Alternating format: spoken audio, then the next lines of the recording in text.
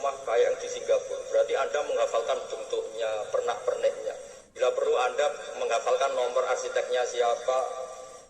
Masa Anda hafal tentang cari ridhonya Allah, hafal bangunan milik orang lain, dan bayangkan punya. Kalau Anda mati pas seperti itu, berarti tujuan kamu ya untuk seperti itu. Itu famangkara hijratu ila dunya yusibuha aw imra'atin yang tihuha fa hijratu ila ma hajara ila. Jadi nanti kita mati itu distatuskan sesuai komitmen kita ingin apa. Itu status kita. Jadi kalau kita ingin punya rumah mewah kayak yang di Singapura, kayak yang di Amerika, kayak di Eropa, itu terekam di otak kita. Terus kita ngapalkan arsiteknya namanya siapa, itu di rumah mana. Terus kita angen-angen ada arsitek yang kita bawa ke sana supaya niru. Untuk kita loh, untuk pribadi. Nggak tahu saya kalau nanti untuk negara, nanti dibantah BUMN, untuk negara gimana. Mungkin masih mendingan kalau untuk negara.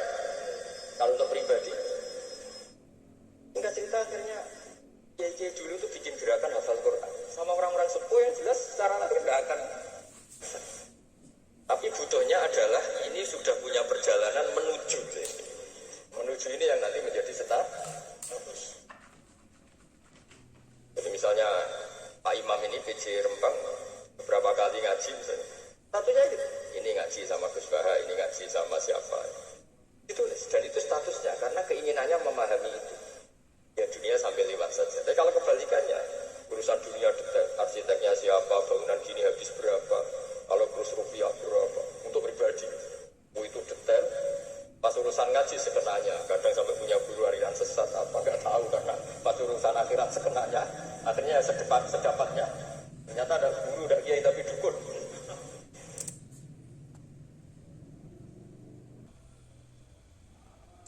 Tangking sekenanya urusan akhirat, tapi kalau urusan dunia deh.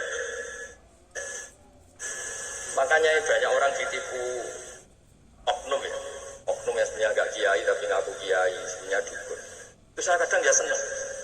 Senangnya itu betapa mereka diingatkan. Urusan dunia nggak pernah ketipu, urusan akhirat ketipu. Jadi apa urusan dunia detail, urusan akhirat nggak detail. Sampai dukun bermacam kiai saja sudah bisa nipu. Sementara kontraktor asing yang mau nipu tidak bisa karena dia ngerti detail jejak rekamnya apa gitu. Tapi kalau nyari kiai sekenanya. Ini tidak nyindir, ngomong fakta. Ya, cobalah itu diangen-angen lagi.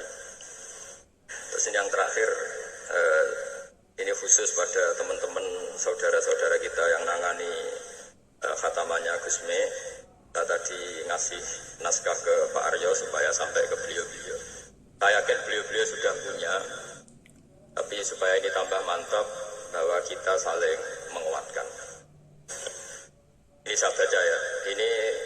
Ini kitab yang dipakai referensi tim lajnah penerbitan mushaf Arab Saudi dan seluruh dunia, termasuk saya. Jadi tradisi khataman kita, tadi kan kita bicara khataman. Ya saya ulang lagi, tradisi khataman kita itu kan justru ditutup dengan wa ulaika humul muflihun. Ya.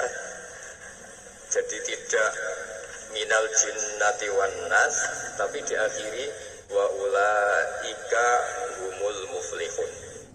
Jadi khataman kita misalnya minal jinnati wan nas, biasanya yang baca Quran terus baca Fatihah, terus awal Baqarah sampai wa ulaika humul muflihun.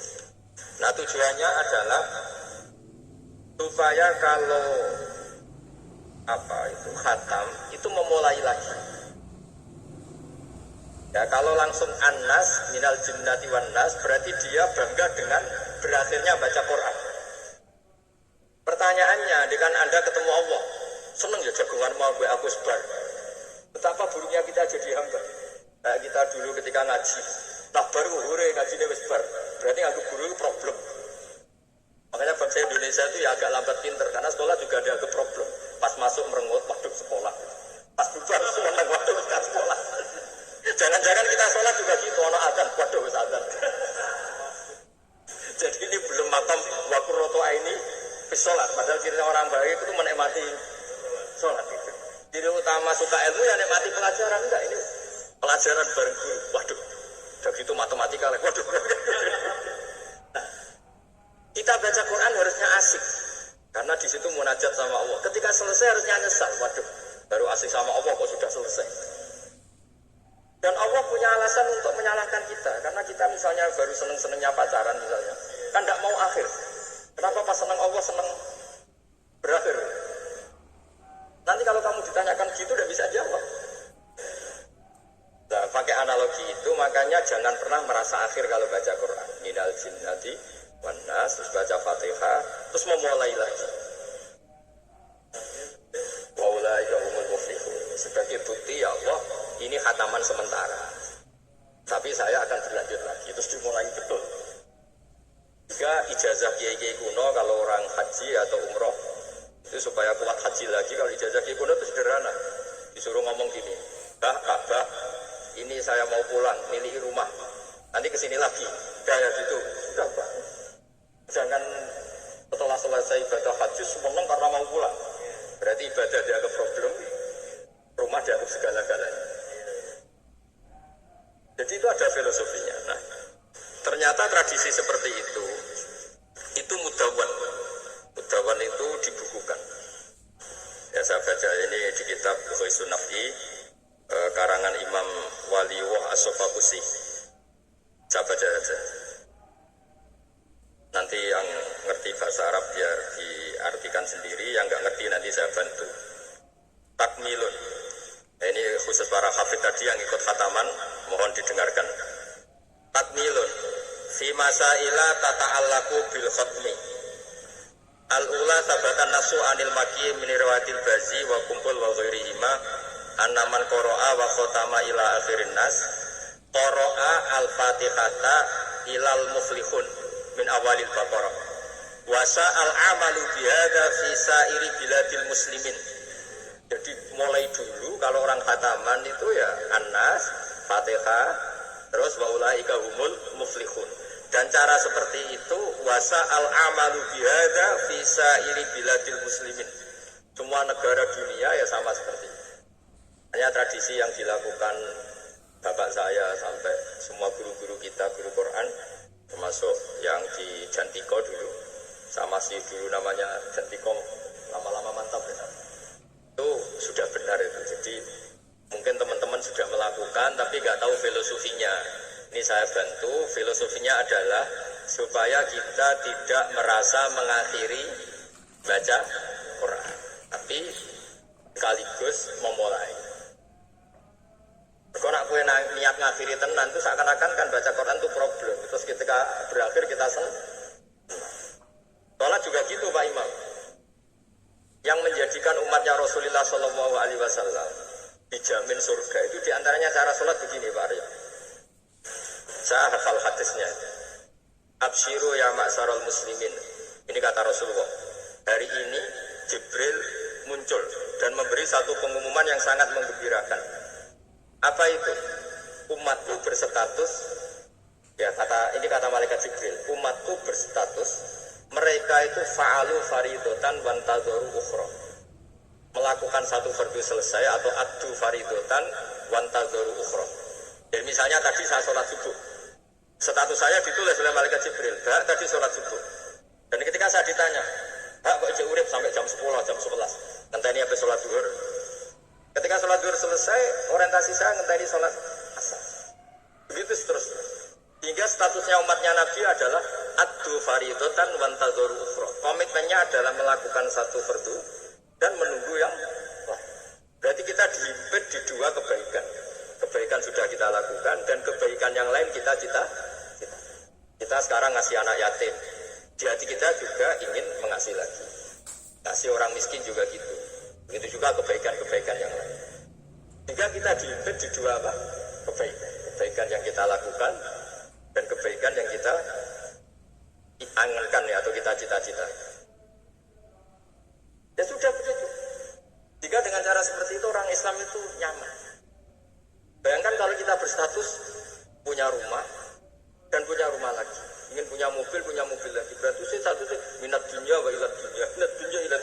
Itu kalau pas mati, pas khayalnya begitu, Allah posisinya di mana? Ya ini sudah siap ya, setor ya, ataman siap Pak Bima ya? Ya siap.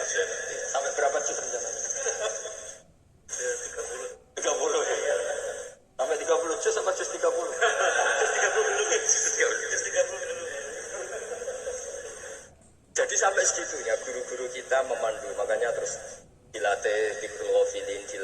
biasa supaya kalau kita biasa pergi kembali misalnya rombongan kembali mungkin kita istighfar buat sekali-kali rombongan datangin khataman Quran, datangin acara-acara sehingga ada perbandingan. Nah, setidaknya saat kita salah itu tidak status tapi zallah bawaan manusia.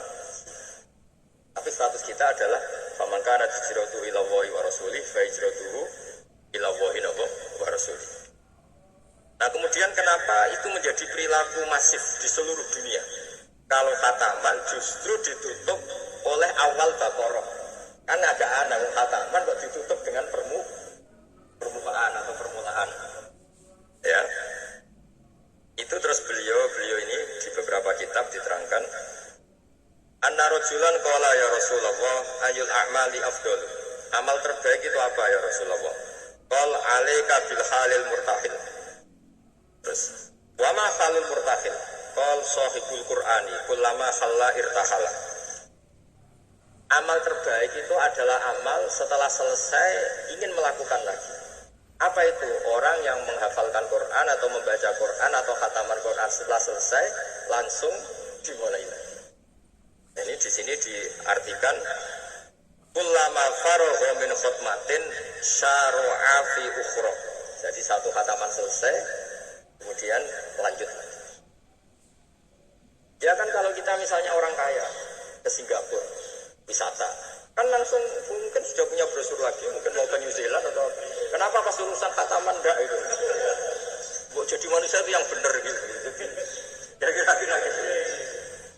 Jadi ini teman-teman yang sedang khataman bahwa perilaku Anda sudah benar. Memang mulai dulu zaman Rasulullah SAW sampai sekarang memang justru khataman itu ditutup dengan ulaika humul muflihun sebagai bentuk komitmen kita bahwa kita